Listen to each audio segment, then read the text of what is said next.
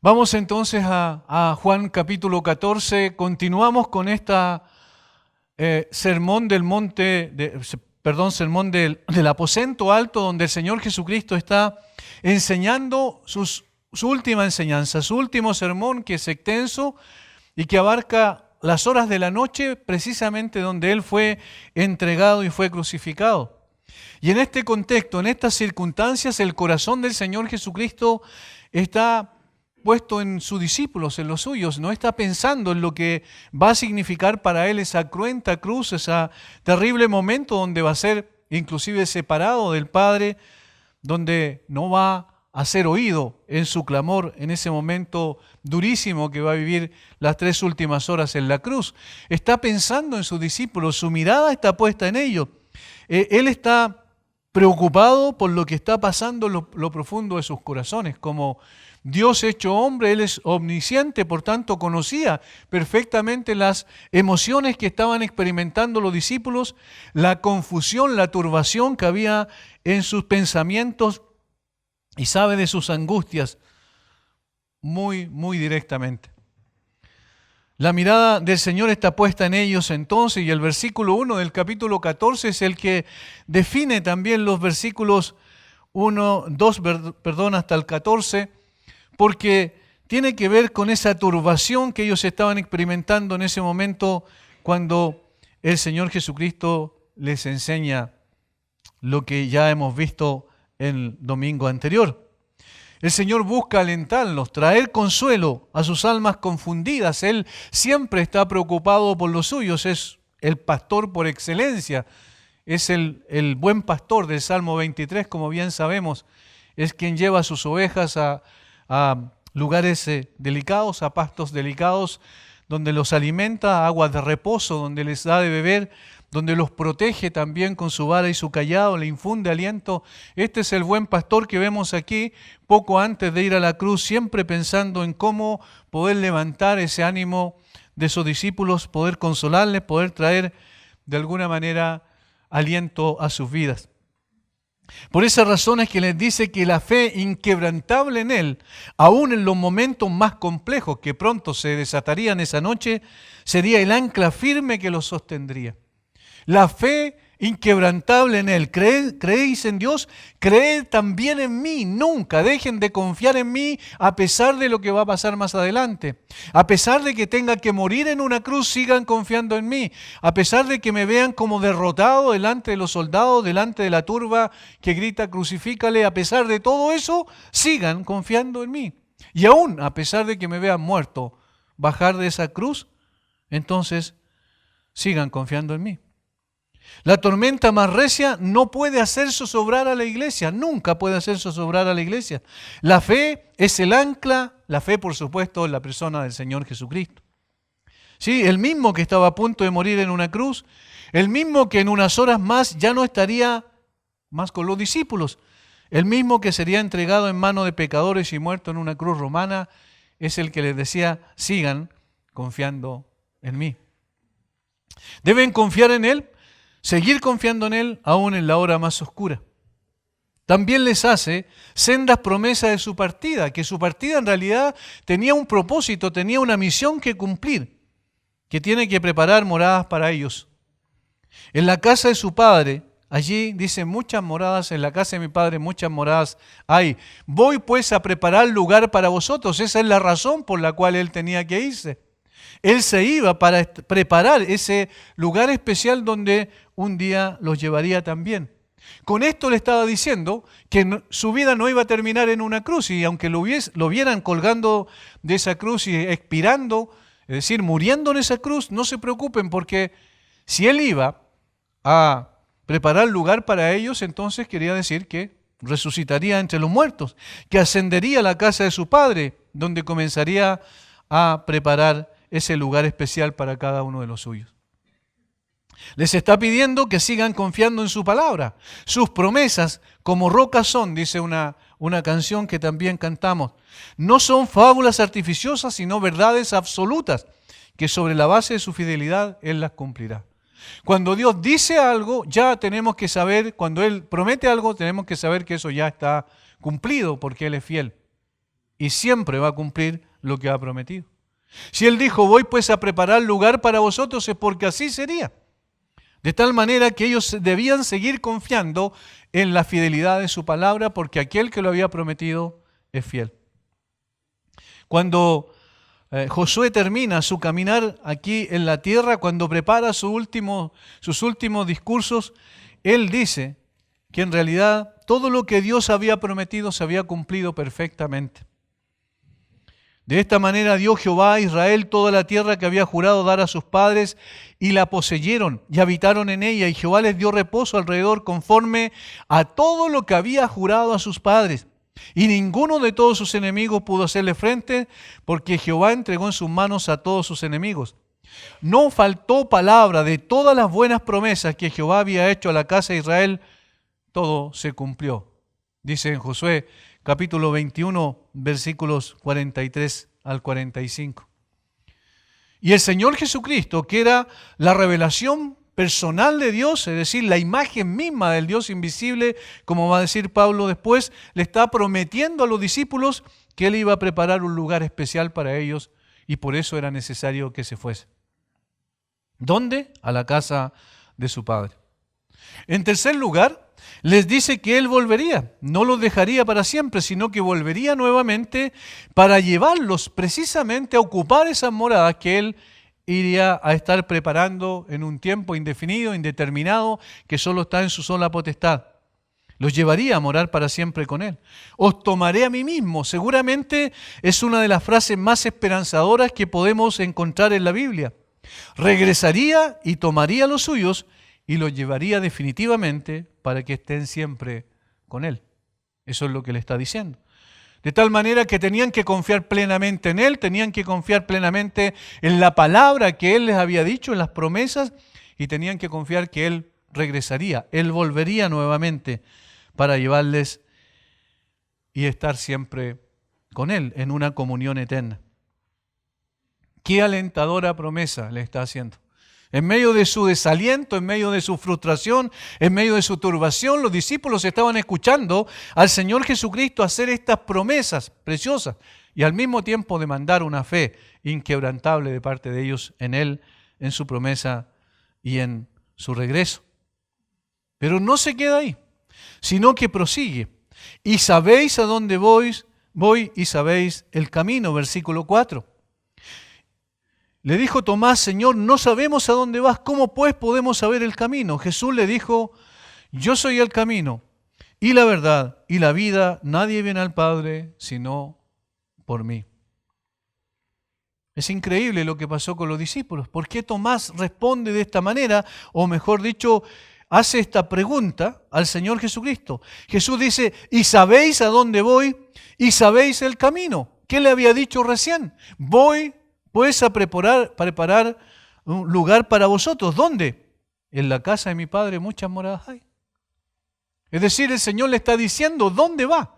Con toda claridad, sin embargo, los sentidos de los discípulos estaban embotados de tal manera que no tenían la capacidad de poder discernir lo que Jesús le acababa de decir. Es un poco extraño que entonces Tomás le diga, pero ¿cómo? Señor, no sabemos a dónde voy, a dónde vas. ¿Cómo podemos saber el camino? Y Jesús también le había dicho cuál era el camino. El camino era la cruz. ¿Qué pasó con ellos? ¿Por qué Tomás dice esto? ¿Por qué hace esta pregunta? Si Jesús le había mostrado el lugar donde iba, la casa de su Padre, y el camino que era la cruz.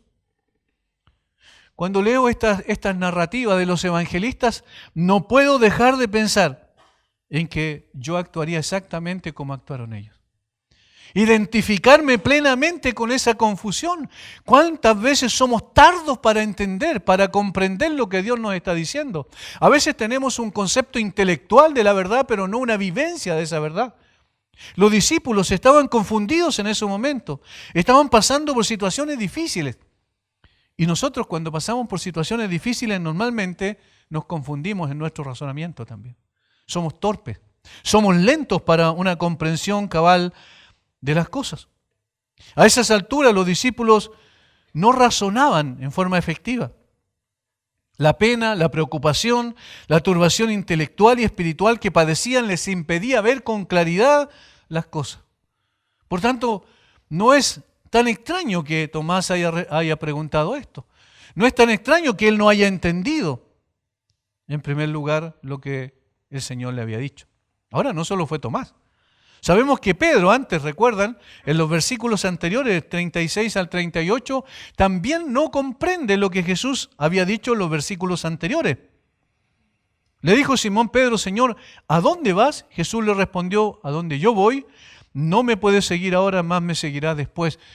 No le dijo Jesús a dónde iba, pero luego en el capítulo 14, versículo 2, dice dónde iba. Ahora es Tomás quien pregunta. Y lo más notable es la forma en que Jesús reacciona a esta falta de comprensión de su discípulo. ¿Por qué es notable? Porque nosotros esperaríamos un reproche de parte de Jesús. Esperaríamos que Él le dijera: pero recién les acabo de decir dónde voy. Voy a la casa de mi Padre. Pero tranquilo, no se preocupen porque volveré. Recién acaba de decir eso. Jesús podía haberle dicho: ¿cómo no entienden? ¿Cómo no pueden comprender lo que les estoy diciendo y creer en lo que yo les estoy diciendo? ¿Acaso no pueden saber, razonar adecuadamente para comprender esto? No, Jesús no les dice eso. No hay reproche alguno para sus discípulos, en absoluto. Pacientemente responde. Y hermanos, siempre es así.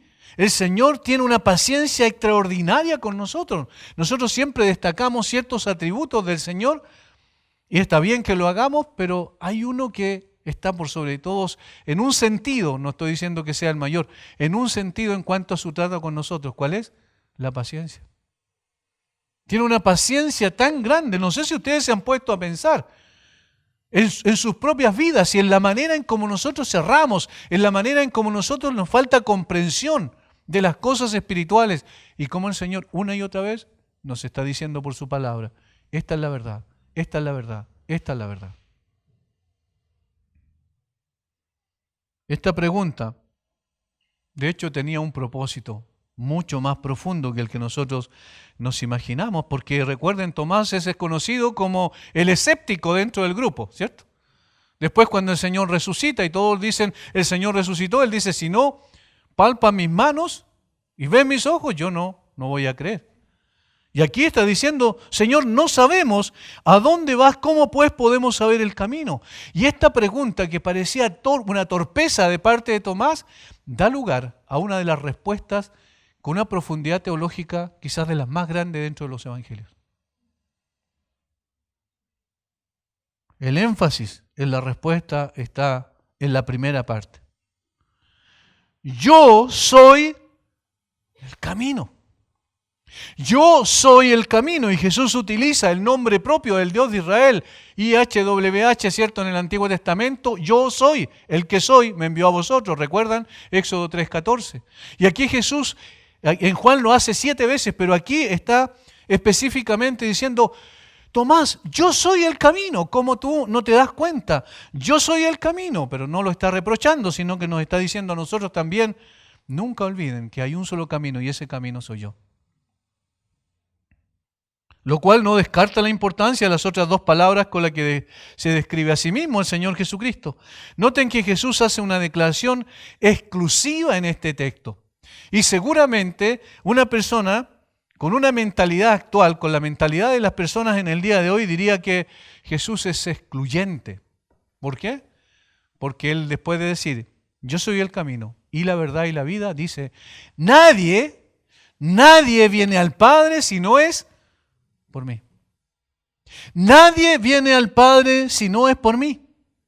Muchos estarían en desacuerdo, alegando que nadie puede hacer esa afirmación que ofende a aquellos que quieren acercarse a Dios de otra manera. Cada persona puede construir su propio camino, dicen hoy. Pero Jesús es excluyente. Nadie viene al Padre si no es por mí.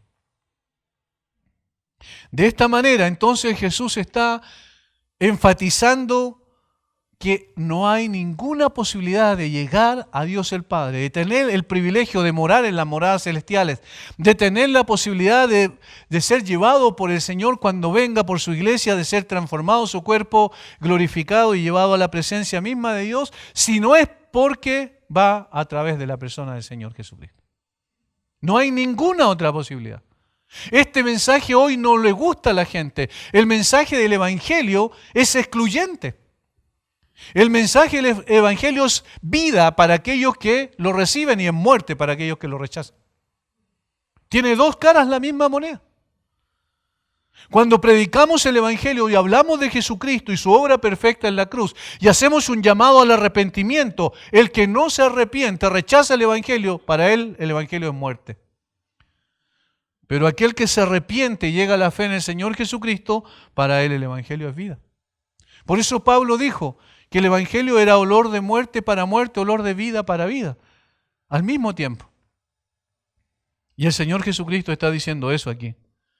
No hay ninguna posibilidad de que el hombre pueda tener acceso a Dios si no es por la persona de Jesús. Yo quiero que vayamos, por favor, y lo compartía con los hermanos del TUME en la mañana, a Génesis capítulo 28, quiero decir. Génesis capítulo 28, donde Jacob iba arrancando de su hermano Esaú porque lo había engañado. Y allí en el versículo 10, Génesis 28, 10 en adelante, él tiene un sueño. Salió pues Jacob de Beerseba y fue a Harán, y llegó a un cierto lugar y durmió allí, porque ya el sol se había puesto. Y tomó de las piedras de aquel paraje y puso su cabecera y se acostó en aquel lugar. Y soñó. Y he aquí una escalera que estaba apoyada en tierra, y su extremo tocaba en el cielo. Y aquí ángeles de Dios que subían y descendían por ella. Y luego, el Señor conversando con Natanael en Juan, el Señor Jesucristo ahora conversando con Natanael en Juan capítulo 1, versículo 50, cuando ya Natanael se da cuenta que Jesús es el Mesías, el Hijo de Dios, el Rey de Israel, versículo 49, respondió Jesús y le dijo, porque te vi debajo de la higuera, ¿crees? Cosas mayores que estas verás. Y miren el versículo enseguida, 51. Y le dijo, de cierto os digo, de aquí adelante veréis al cielo abierto y a los ángeles de Dios que suben y descienden sobre el Hijo del Hombre. ¿Quién es la escalera? Jesucristo. ¿De dónde viene la escalera? Nosotros normalmente las escaleras las ponemos del suelo, ¿cierto? Las afirmamos primeramente en el suelo y las levantamos, pero esta escalera no viene de parte del hombre, sino de Dios mismo. Dios hizo descender a su Hijo. Su Hijo descendió, vino, se humilló a sí mismo hasta la muerte y muerte de cruz, y de esa manera entonces ahora puede llevar a los suyos a la presencia del Padre. La única manera de escalar hacia el cielo es escalar sobre la persona y la obra perfecta del Señor Jesucristo. Ese es el camino, el único camino. En el Antiguo Testamento, el Señor cuando se manifestó la ley, ¿cierto?, en el monte Sinaí, le dijo a Moisés que ninguno se acercara, que si alguno tocaba siquiera el monte iba a morir indefectiblemente, ya sea un animal o ya sea un ser humano. El monte Sinaí estaba diciendo, no te acerques, no puedes acercarte porque necesitas un mediador. Si no tienes un mediador vas a morir. Pero el monte Calvario cambió absolutamente las cosas. Hebreos.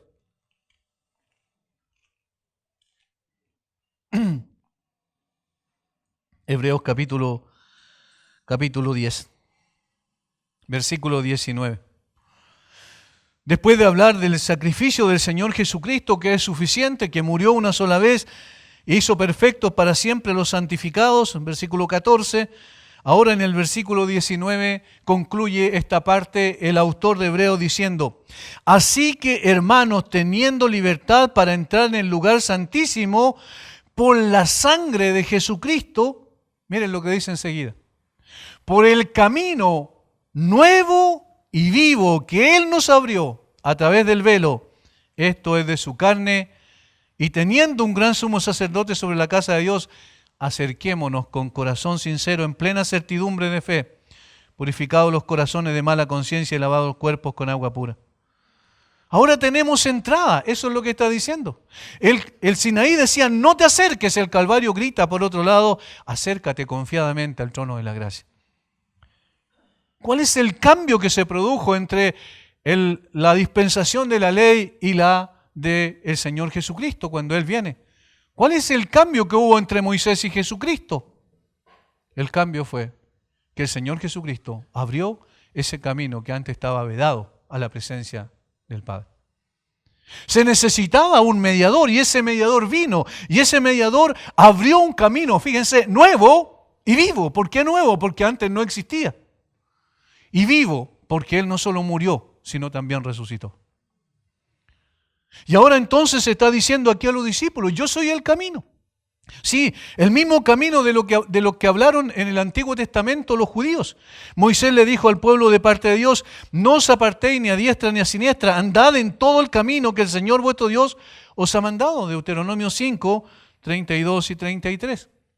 También dijo en otra ocasión, porque yo sé que después de mi muerte, ciertamente ustedes se corromperán y se apartarán del camino que os he mandado. Deuteronomio 31, 29.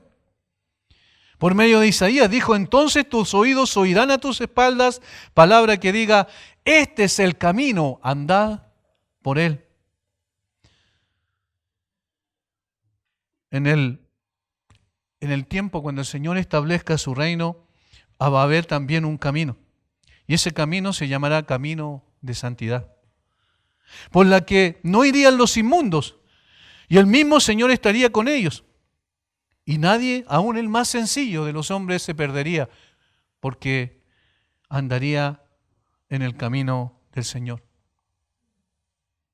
La oración del salmista era, enséñame, oh Señor, tu camino. Salmo 27.1, el Salmo de David. Enséñame, oh Señor, tu camino. Yo necesito conocer tu camino.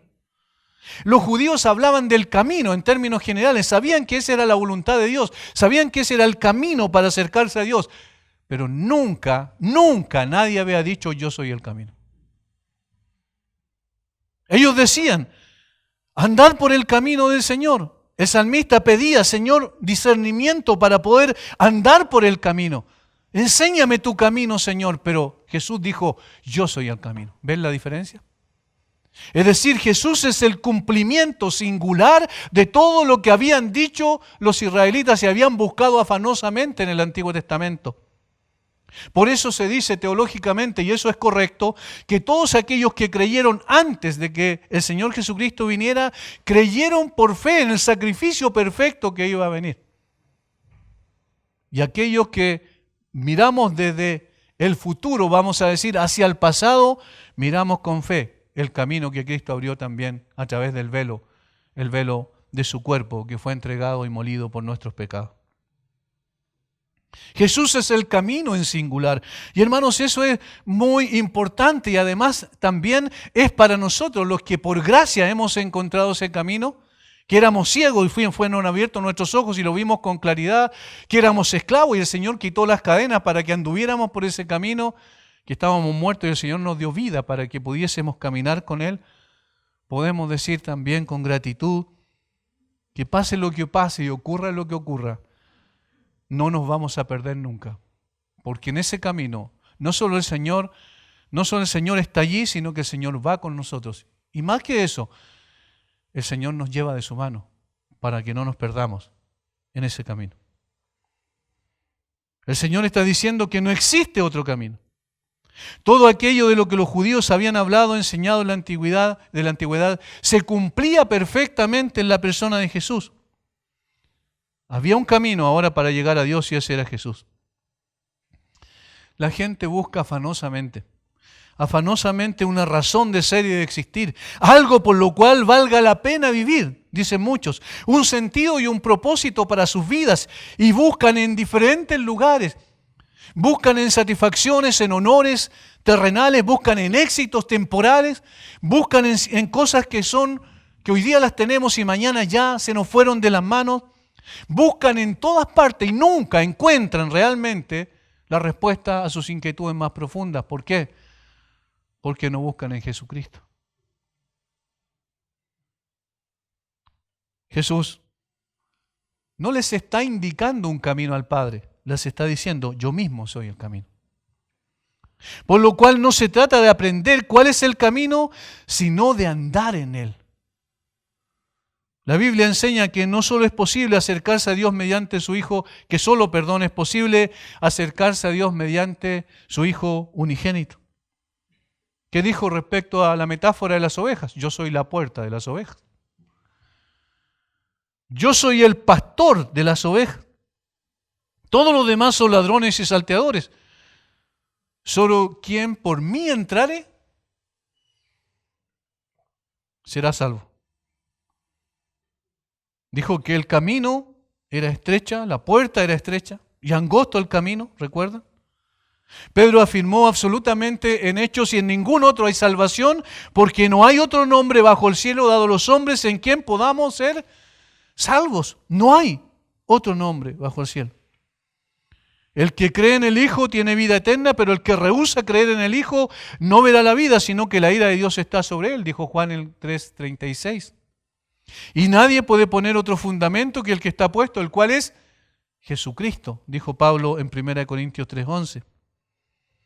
Porque hay un solo Dios y un solo mediador entre Dios y los hombres, Jesucristo hombre, dijo Pablo a Timoteo en 1 Timoteo 2:5.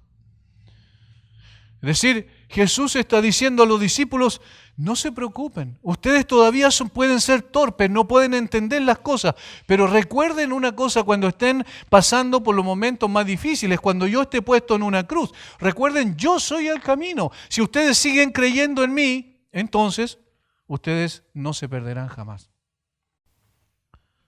Esta afirmación del Señor también nos debe alentar a nosotros, hermanos. Nos debe fortalecer nuestra fe, llenar nuestro corazón de mayores convicciones. Yo siempre oro por la congregación para que el Señor coloque más convicciones en cada uno de nosotros. Que nosotros podamos tener certezas absolutas y sobre esas certezas construir nuestra vida, edificar nuestra vida, tomar las decisiones más importantes que debemos tomar. Sobre esas certezas y esas convicciones, y aquí Jesús le está dando certezas absolutas a sus discípulos. Tomás, no sabemos el camino, Señor. No, ¿cómo podemos saber el camino? Yo soy el camino, Tomás. Jesús también le dijo, y esto es está todo unido con una conjunción copulativa, como se llama la I, en este sentido, cuando une varias declaraciones. Yo soy el camino y la verdad. Y la verdad. El salmista había dicho, enséñame, oh Señor, tu camino caminaré yo en tu verdad. Salmo 86:11. En otra ocasión dice también el salmista en Salmo 119:30, porque tu misericordia está delante de mis ojos y ando en tu verdad. Eso es Salmo 26:3, y Salmo 19:30 es, escogí el camino de la verdad. Ahora Jesús está diciendo, yo soy la personificación de la verdad. Todos los que antes vinieron enseñaron acerca de la verdad. Jesús dijo, yo soy la verdad. Esa es la gran diferencia. No solo se sometió él a la verdad en su condición de hombre, sino que encarnó la verdad. ¿Recuerdan lo que pasó con Pilato? Cuando en una ocasión Pilato le pregunta, ¿y qué es la verdad? Y después de preguntar salió y dejó al Señor Jesucristo, ni siquiera esperó una respuesta. Si Pilato hubiese sabido que esa pregunta tenía una respuesta directa frente a sus ojos, que el que era la verdad en esencia estaba frente a él. Si Pilato hubiese sabido que no debía buscar filósofos que le dijeran cuál era la verdad, sino que Jesucristo, el mismo que estaba frente a él y a quien estaba juzgando, era la verdad encarnada, todo hubiese sido distinto. ¿Por qué? Porque Jesús le dijo a sus discípulos, a los que, dice Juan, habían creído en él, ahí en Juan capítulo 8, les dijo, versículo 31 y 32, y conoceréis la verdad os hará libres. Y conoceréis la verdad os hará libres. Y entonces, ¿cómo nos va a ser libre? Dicen ellos, si nosotros nunca hemos sido esclavos de nadie, ¿a qué te refieres con que somos libres? Y enseguida él dice, si el Hijo os libertare, seréis verdaderamente libres. Si el Hijo os libertare, seréis verdaderamente libres. ¿Y qué es lo que está diciendo con eso Jesús? Que la verdad liberta. Que la verdad nos corta las cadenas del engaño y la mentira en la cual estábamos sumidos antes. Éramos esclavos del error. Nuestra concepción de las cosas espirituales estaba totalmente equivocada porque no podíamos percibir las cosas que son del Espíritu de Dios. Para nosotros eran una estupidez y una locura. Hasta que la verdad encarnada vino a nosotros. Y allí fuimos verdaderamente libres. Cantamos, ¿cierto? Las cadenas de la muerte. Él rompió definitivamente y en efecto, eso es lo que dice Jesús. La verdad tiene esa capacidad de abrir los ojos a los ciegos y dar libertad a los cautivos. Necesitamos la verdad para poder realmente vivir una vida más allá del engaño, fuera del engaño. Por eso en el capítulo 1 de Juan, versículo 17, el propio Juan dice de Jesús, que la ley por medio de Moisés fue dada. Pero, dice, la gracia y la verdad vinieron por medio de Jesucristo. Jesús no era un maestro que enseñó acerca de la verdad. Jesús era la verdad. Hay una gran diferencia. Ninguno de nosotros puede hacer esa afirmación. Ninguno de nosotros puede decir, yo soy la verdad, pero nosotros sí podemos decir, yo conozco la verdad. Y se llama Jesucristo. Yo conozco la verdad y no es un libro que habla sobre filosofía. Yo conozco la verdad y no es algo que yo piense que está correcto, sino que es alguien que objetivamente es la verdad. Y ese es el Hijo de Dios hecho hombre. No existe ni existirá ningún maestro religioso que pueda afirmar que Él es la verdad. Muchos pueden enseñar la verdad, pero nadie puede decir yo soy la verdad. Hay una gran diferencia. Jesucristo le está diciendo a sus discípulos en medio de sus angustia, turbación, de sus complicaciones que tienen para entender las cosas, le está diciendo, yo soy la verdad, la única verdad que existe y que ustedes necesitan desesperadamente. Si permaneciereis en mis palabras, seréis verdaderamente mis discípulos y conoceréis la verdad y la verdad os hará libre. Hermanos, esto es algo precioso. Porque esta es una autodescripción de Jesús. Jesús dice, no dice yo soy un camino, yo soy el camino. No dice yo soy una verdad, yo soy la verdad.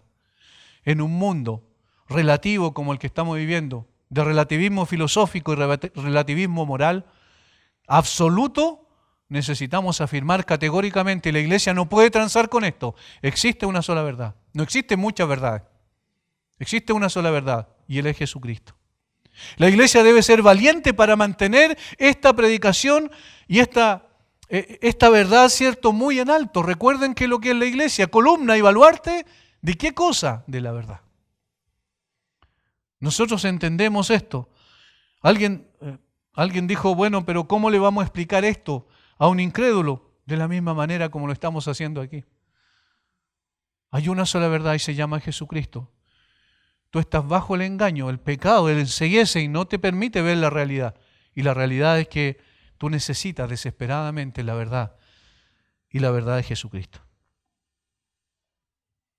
No existen muchos caminos, solo uno. No existen muchas verdades. Nadie tiene el derecho de modificar un ápice de lo dicho por Jesús. El hombre está perdido si no acude a Dios a través de Jesucristo. Entonces no hay nada que pueda hacer. Está condenado definitivamente. Él, Jesucristo, es la revelación personal de Dios, es la imagen del Dios invisible. Y solo en Él podemos conocer efectivamente a Dios.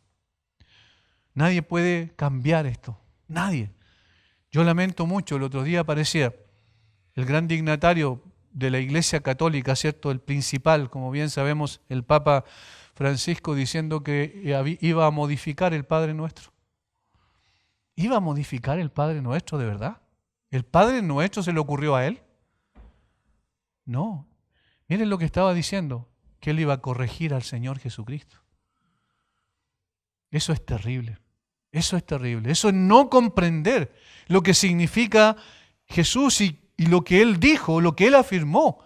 Nadie puede modificar la Biblia. A la Biblia no se le pueden hacer borrones y colocar lo que uno quiere sobre ella. Menos aún las palabras de Jesucristo. No podemos modificar esto. Jesús dijo, yo soy la verdad, y aunque a nadie le guste esto, tenemos que seguir diciendo, Jesucristo es la verdad. Si alguien quiere tener la vida eterna verdaderamente, es imprescindible que conozcan a Jesús, porque no existe otro camino y porque Él es la única y absoluta verdad que nos conduce a la casa del Padre. Y aquí viene lo tercero que Él dice. Y la vida. Yo soy el camino y la verdad y la vida. Quiero que veamos Juan capítulo 1. Versículos 1 al 4. Juan está haciendo la introducción y en esa introducción está preparando a sus lectores para que después desarrollar toda la temática de Juan a través de la vida del Señor Jesucristo, de lo que Él hizo, cómo Él enseñó. En el principio era el Verbo, y el Verbo era con Dios, y el Verbo era Dios. Este era en el principio con Dios. Todas las cosas por Él fueron hechas, y sin Él nada de lo que ha sido hecho fue hecho. En Él estaba la vida, y la vida era la luz de los hombres. En Él estaba la vida, en una forma singular, única, exclusiva. El Señor es en esencia la vida. Él es la fuente de la vida. De Él, todo aquel que quiere tener vida debe beber de la fuente que es el Señor Jesucristo. El Señor Jesucristo no conoce la vida, Él es la vida. Así como no conoce la verdad, Él es la verdad. Y eso es lo que está afirmando el Señor Jesucristo. Jesús dijo, yo soy la vida. El autor de Proverbios había dicho, porque el mandamiento es lámpara y la enseñanza es luz, y camino de vida las reprensiones que te instruyen. Camino a la vida es guardar la instrucción. Me mostrarás, dijo el salmista, la senda de la vida. Y luego dice, en tu presencia y plenitud de gozo, delicias a tu diestra para siempre. Hay una sola vida que vale la pena vivir, y esa vida está en Jesucristo. ¿Cómo nace el hombre según el apóstol Pablo? Es la descripción que hace en Efesios capítulo 2, versículo 1. ¿Cómo está el hombre en esa condición? El hombre natural. Dice el apóstol Pablo que está muerto en sus delitos y pecados. Y no significa que no tenga vida biológica, porque sí la tiene. No significa que no tenga vida psicológica, que sí la tiene, pero no tiene la vida en esencia. La vida que solamente Dios puede dar, la vida que está en Jesucristo. Miren la circunstancia en la cual el Señor dice eso. ¿Cuándo lo dice? Cuando estaba a punto de morir. Estaba a punto de morir. Los discípulos lo iban a ver allí muriendo, expirando, ¿cierto?, en la cruz. Y Jesús le dice, no se preocupen, yo soy la vida. Yo soy la vida. Y en consecuencia, ¿qué es lo que está diciendo con ello? ¿Qué está implícito en ello? Yo voy a vencer la muerte, porque el único que puede vencer la muerte es el que tiene vida en sí mismo.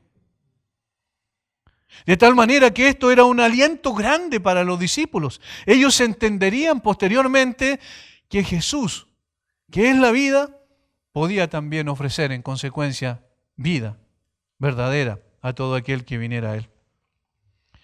En Hechos, el apóstol Pedro predica su segundo sermón cuando sanan al cojo de nacimiento y luego hace esta declaración maravillosa. Mas vosotros, y esta es una acusación a los mismos judíos que habían ahí, mas vosotros negasteis al santo y al justo y pedisteis que se os diese un homicida y matasteis al autor de la vida. Parece una paradoja, ¿verdad? ¿Cómo se puede matar al autor de la vida? Pero eso es lo que pasó cuando Jesucristo fue a la cruz. Pedro ahora, después de todo lo que pasó, después de recibir el Espíritu Santo, el día de Pentecostés, después de haber sido iluminada su mente y su corazón, ahora Pedro predica con toda certeza y confianza esta verdad. Y dice, ustedes mataron al autor de la vida. Pedro está probablemente recordando las palabras de Jesús, yo soy la vida. Él es la vida. Entonces lo que hicieron los judíos, mataron al autor de la vida. ¿Notan cómo el apóstol Pedro había entendido posteriormente lo que no entendió en ese mismo momento? Miren cómo el Señor es paciente y al final nos hace entender la verdad. Pedro dice, realmente Jesucristo es la vida. Hermanos,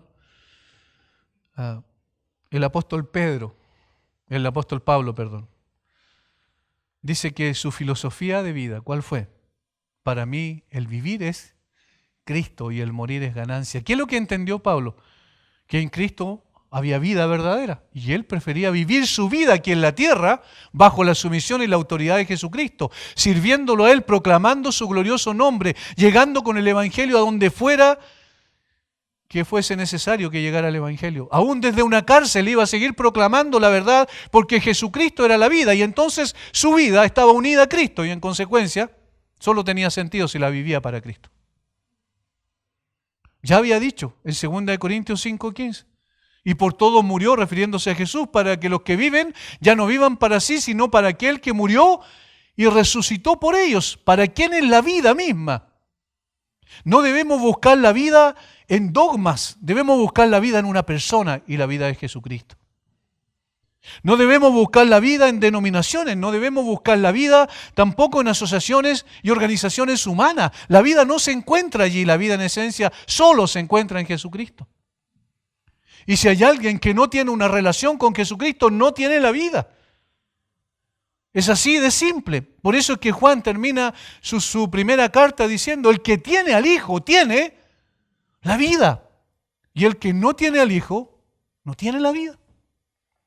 Es categórico. Los discípulos tenían la vida porque estaban unidos a Cristo. Pero Jesús tiene que recordarles, miren, esa vida nunca ustedes la van a perder. Porque aunque yo muera en una cruz, venceré la muerte porque soy la vida misma. Y en mí van a tener vida eterna. Qué preciosa declaración, cuánto contenido, cuánta teología, cuánta enseñanza respecto a la persona del Señor Jesucristo. La humanidad está en esta condición preguntando desesperadamente. Estoy deambulando, no sé dónde ir, no sé qué hacer. La gente se toma la cabeza, piensa y cree en una cosa, después piensa y cree otra cosa y se cambia a veces de religión en religión, no sabe a dónde ir, está desesperado. Jesús le dice, yo soy el camino. Yo soy el camino. La gente está confundida. No sabe qué es la verdad. Varias personas en alguna ocasión me han preguntado, ¿pero qué es la verdad? Porque ustedes dicen una cosa, luego vienen los otros y dicen otra cosa, luego vienen los otros y dicen otra cosa, entonces yo no sé qué es la verdad, estoy confundido. Y entonces ahí está la respuesta, la única respuesta bíblica, Jesucristo es la verdad. No hay más fuera de Jesús, no hay más verdad que ella. Por eso es que podemos medir la verdad solamente a través del parámetro de la persona de Jesús. El carácter de Jesús es el que define la verdad y en consecuencia todo aquello que no esté de acuerdo y en conformidad con el carácter de Cristo es mentira. En tercer lugar, la humanidad dice, ya no quiero vivir. Y entonces, bueno, para eso debemos hacer una ley. Y entonces sacan la eutanasia, ¿cierto?, como la solución a todos los problemas, para que la gente deje de sufrir. No se dan cuenta que muriendo van a sufrir mucho más de lo que están sufriendo aquí en la tierra, porque mueren sin Cristo. Y Jesús le está diciendo, yo soy la vida, ven a mí. Ven a mí, yo soy la vida. Esa es la vida verdadera que tú andas buscando y no vas a encontrar tampoco más allá de la muerte, porque más allá de la muerte vas a encontrar sufrimiento eterno. Ven a mí antes de que sea demasiado tarde. Yo soy la vida. Yo soy la vida. Hermanos, por eso desde este púlpito siempre predicamos a Jesucristo. No nos predicamos a nosotros mismos, como dice el apóstol Pablo. Predicamos a Jesucristo porque Él es el camino y la verdad y la vida. No hay más, fuera de Él no hay más. Esto nos alienta, esto nos fortalece. Esto a mí en lo personal me anima mucho cuando uno está cansado y ya parece que las fuerzas no dan más. Parece que a veces viene un problema y otro y uno a veces no duerme en la noche pensando en muchas cosas. Uno recuerda, pero Jesucristo vale la pena. Uno se da cuenta que el Señor siempre, siempre valdrá la pena seguirlo a Él, amarlo a Él, servirlo a Él, darlo todo para que Él sea glorificado y exaltado. Y aún cuando estemos en el momento de la muerte, cuando estemos aquí probablemente adelante en un ataúd. Yo le he dicho ya a mi familia, no, por favor, no hablen de mí, hablen de Jesucristo. Prediquen a Jesucristo, glorifiquen a Jesucristo, porque si de algo sirvió esa vida que ahora se acabó en esta tierra, fue gracias a Jesucristo. Tenemos la costumbre siempre en los velorios estar hablando de las personas que murieron. ¿Para qué? Hablemos de Jesús. Él es el Señor maravilloso que se encarnó y vino a morir en lugar nuestro. Él es el que dio todo, el que fue humillado hasta lo último, hasta lo sumo, pero que fue exaltado por el Padre hasta lo sumo. Y entonces hablemos de Él. De esto se trata el cristianismo, se trata de Jesús y no de nosotros. Nosotros pasamos, nosotros somos una circunstancia apenas en esta tierra. Somos un punto, al poco de andar ya todas las personas se olvidan qué importancia tenemos nosotros. La importancia está en la persona de Jesucristo. Los discípulos tenían que pensar eso. Los discípulos tenían que ser animados por estas grandes verdades que Jesucristo está desarrollando aquí. Esta declaración teológica profunda. No se preocupen, ustedes no saben el camino, yo soy el camino. No se preocupen, ustedes están confundidos con respecto a la verdad, yo soy la verdad. Ustedes están confundidos en relación a la verdadera vida, yo soy la vida. Hermano, eso mismo nos sigue diciendo hoy la Biblia. Jesucristo es el camino, la verdad y la vida. No miremos hacia otro lado. No nos miremos a nosotros mismos porque nos vamos a deprimir. Miremos al Señor Jesucristo. Busquémoslo a Él. Y el que no tiene a Cristo nunca sabrá el camino, nunca sabrá y conocerá la verdad y por tanto no será libre y nunca tendrá la vida verdadera. Pero el que tiene a Cristo tiene esto y no necesita nada más fuera de Él. Padre, gracias por darnos